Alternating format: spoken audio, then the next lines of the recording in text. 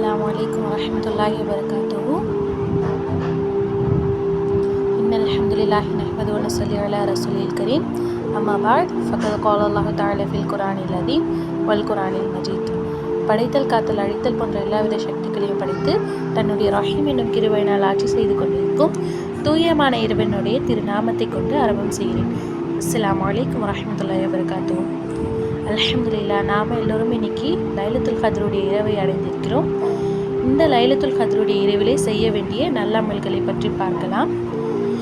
அதாவது லைலத்துல் கத்ருடைய இரவிலே 2 ரக்காத் நஃபில் தொழ வேண்டும். ஒவ்வொரு ரக்காத்திலும் அல்ஹம்து சூராவுக்கு பின் இன்னா அன்ஸல்னா சூரா 1 தடவையும் குல்ஹுவல்லாஹு அஹத் சூரா 100 தடவையும் ஓத வேண்டும். இப்படி ஓதி தொழுகை முடித்தவுடன் 100 தடவை ஸலவாத் ஓத வேண்டும். இப்படி ஓதினால் அவருடைய நாட்டம் நிறைவேறப்படும்.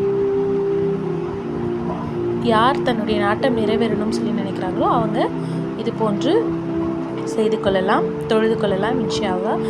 அடுத்ததாக பாருங்கள், ஒரு சலாத்தை கொண்டு 4 ரக்காத்துக்கள் நஃபில் தொழ வேண்டும்.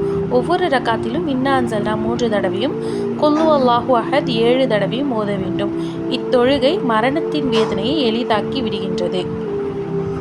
அடுத்ததாக 2 ரக்காத்துக்களாக 100 ரக்காத்துக்களோ அல்லது இயன்ற அளவு நஃபில் தொழ வேண்டும். ஒவ்வொரு ரக்காத்திலும் அல்ஹம்து சூராவுக்கு பின் இன்னா அன்ஸல்னா 3 தடவையும் குல்ஹுவல்லாஹு அஹத் 10 தடவையும் ஓத வேண்டும். இத்தொழுகை தொழுவோருக்கு விண்ணுலக வாழ்வில் பேரின்பம் கிடைக்கும் என்று கூறப்படுகிறது.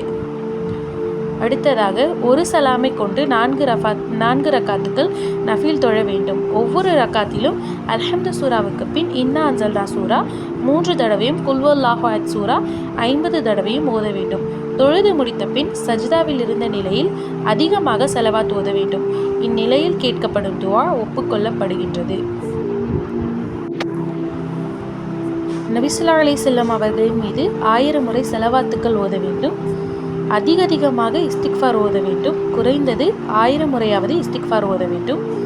இயன்ற அளவுக்கு திக்ருகளையும் தஸ்பீகள் ஓதிக்கொள்வது சிறந்ததாக இருக்கிறது.